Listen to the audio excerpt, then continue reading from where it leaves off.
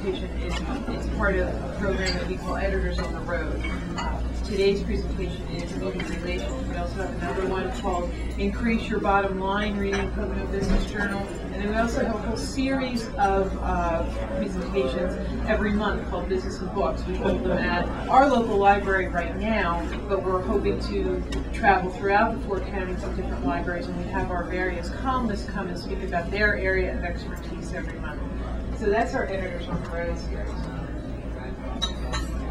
So we'll be talking today about media relations. And again, I said this earlier, but for most, if you didn't hear, you came in late. Pocono Business Journal is a monthly publication.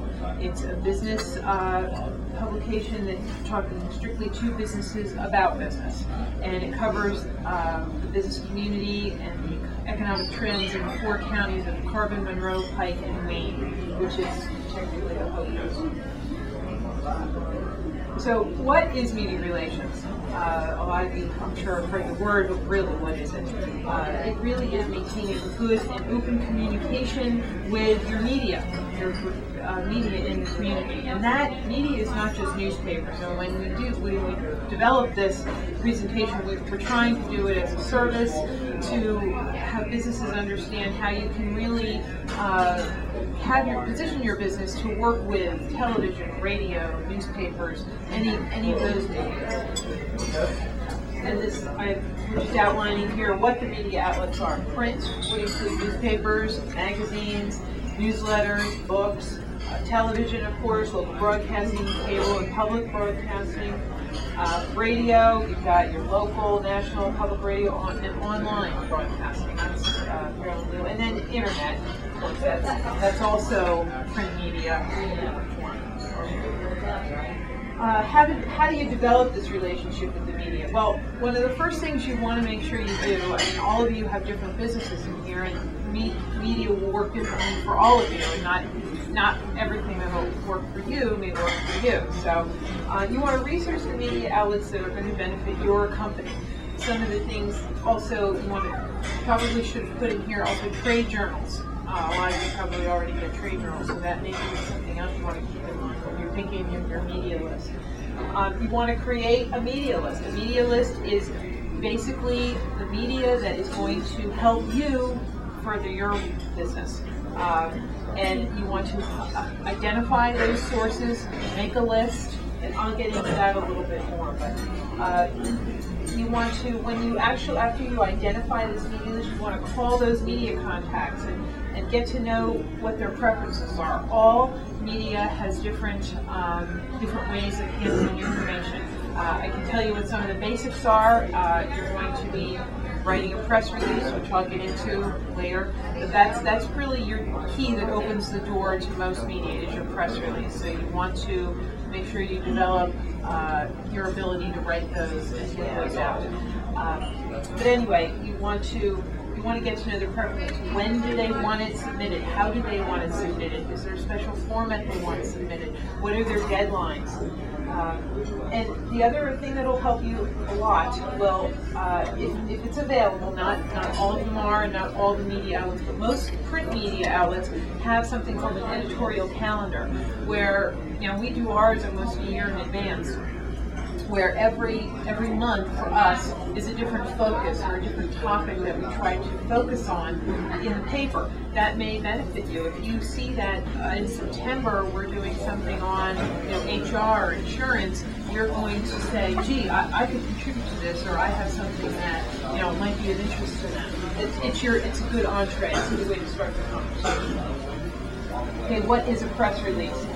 And this, again, I said, is really your key and where you want to start. It really helps you, in many ways, organize your thoughts, and then it keeps them organized when you send it out to everyone. What is a press release? It's a written or recorded communication directed at members of the news media for the purpose of announcing something claimed as having news value. Now, that is different for every single one of you. I'm going to speak specifically about Pocono Business Journal, but you could really apply this to your daily paper, your local TV station, trade publications, your local radio.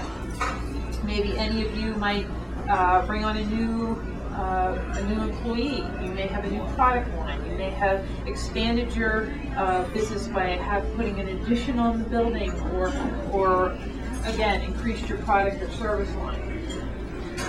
Now, here, writing a press release. You want to use the proper format, which I'll show you in a little bit. You want to grab the attention of the editor with a great slug. This is really important. I'm sure all of you, just like us, and especially people in media, get hundreds of emails a day. So if we just get something that says info and in the email, and then no reference line, like, what is that? Is it spam? Is it what? And more times than not, we'll hit the delete key, because there are so many, and we do get a lot of spam. So what you really want to do is make sure that however you're sending out that information, your email address really says who you are, and maybe says your company, and also your slug line or your attention grabber really encapsulates what you're trying to get across. Carbon County company opens new business, something opens new location. Something that is going to say, hey, this is of interest to us. We want to know about this. Going back to elementary basic journalism, what are the 5 W's? The who, the what, the where, the when, and the why. You want to make sure you answer those 5 W's in your press release. You want to be brief and accurate. Get to the point. There's many times we get information that, where somebody was born, or maybe or they were just hired, but all you really need to know is that they were just hired, what their name is, maybe some basic background education, and what they're going to be doing for the company, and then some basic information about the other background information we can always get. List contact information, very important. In addition to your email address, you've got to have your name, the company, the telephone number, a contact telephone number. Respect deadlines. This is really important. A lot of people who are on press Wednesday and Tuesday afternoon, they're saying, I have this press release, and that goes back to a couple screens earlier where I was saying call and get the preferences, find out how they like things delivered and what their needs are. It'll just increase your likelihood of getting in the paper or the radio or on the television. Here's a sample press release.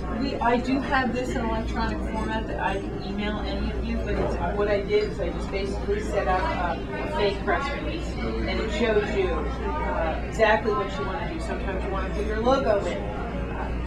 You want to put the release date, when the actual date is that you're sending this out. The contact information talks about the slug and the title of the press release. Talks about how to cover the information. It's also nice to put a quick quote in there if you get a chance. For instance, let's say you've just hired a new employee. It might be nice for the president of the company to say, I'm very excited. I'm not saying use these words, but something along these lines. It's very nice to have so-and-so on board. There'll be a huge asset to our company. I know it sounds trite, but it's still nice to have something in there. And then you also want to set up, and this is real important, when you do your press release template, just hold on to it. You don't have to reinvent the wheel every time, because you're going to want to follow that same format.